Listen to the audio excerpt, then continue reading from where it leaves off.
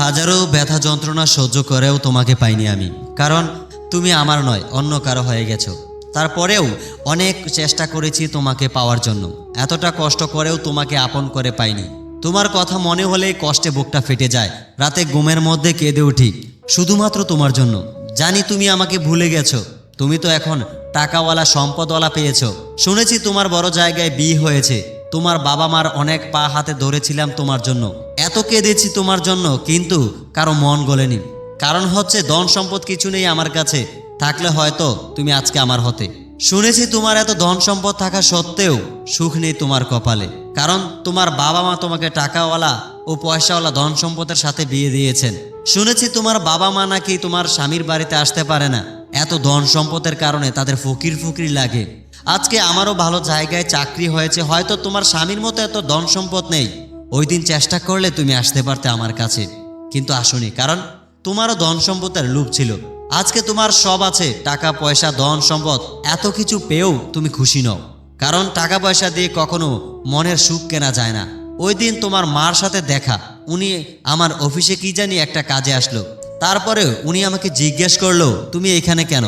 আমি বললাম আমি এই অফিসেই চাকরি করি। আমি কিছু বলার আগেই তোমার মা বলল, বাবা টাকা পয়সার লোভে পড়ে আমি আমার মেয়ের অনেক বড় ক্ষতি করে ফেলেছি, বাবা তুমি আমাকে মাফ করে দিও। তারপরে আমি কিছু বলার আগেই উনি চলে গেলেন।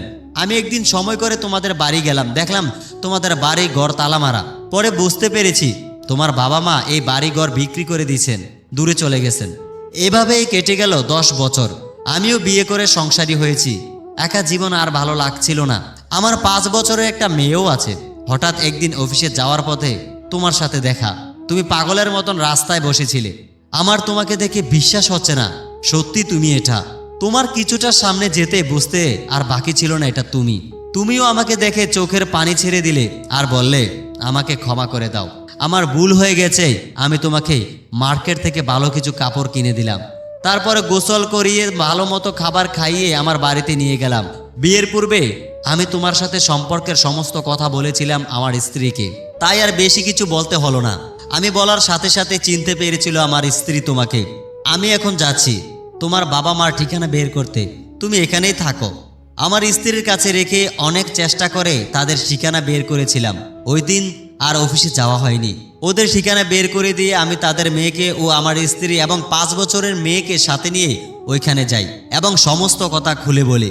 আমাকে তারা বলল অনেকবার মেয়ের আশায় তারা তাদের মেয়ের জামাইয়ের বাড়িতে গিয়েও পায়নি তাদের মেয়েকে।